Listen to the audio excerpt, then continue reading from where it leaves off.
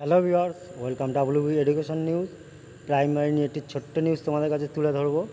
তো হলফনামা জমা নিয়ে পর্ষদ হাইকোর্টে কি বললো, তো সেটাই তোমাদের বলবো, তোমরা যেন। এবার প্রাথমিক টেট নিয়ে প্রাথমিক শিক্ষা পর্ষদের কাছে হলফনামা চাইলো কলকাতা হাইকোর্ট।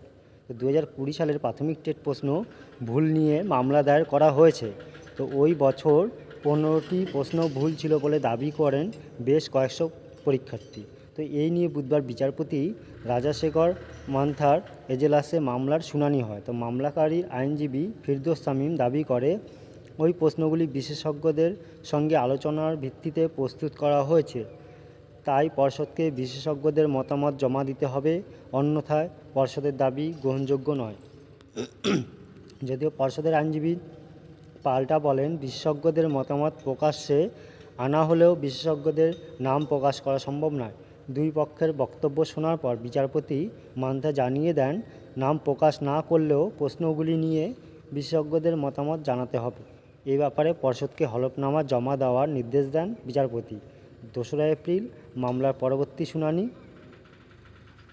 তো ওই দিন হলফনামা জমা দিতে নির্দেশ দেওয়া হয়েছে। প্রসঙ্গত উল্লেখ্য যে প্রাথমিক টেট নিয়ে মামলা দায়ের হয়েছে কলকাতা হাইকোর্টের। 2022-এর প্রাথমিক টেট 15টি প্রশ্নের সমস্যা আছে। তো ওই দাবি তুলে কলকাতা হাইকোর্টে মামলা দায়ের করেছেন বহু পরীক্ষার্থী। প্রাথমিক শিক্ষা পর্ষদকে ওই বিষয়ে স্থায়ী সমাধান করতে বলেন বিচারপতি রাজশেখর মান্থা।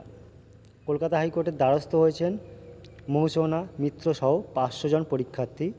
তাদের দাবি 2022 সালের টেটে 15টি প্রশ্ন নিয়ে বিভ্রান্তি রয়েছে, এর মধ্যে আবার বেশ কয়েকটি প্রশ্ন ভুলও ছিল। বিচারপতি রাজাশেখর মান্থা প্রাথমিক শিক্ষা পর্ষদের কাছে বক্তব্য জানতে চেয়েছেন। এই ছিল ভিডিওটি। যদি ভালো লেগে থাকে একটা লাইক শেয়ার সাবস্ক্রাইব করে দেবেন। Thank you.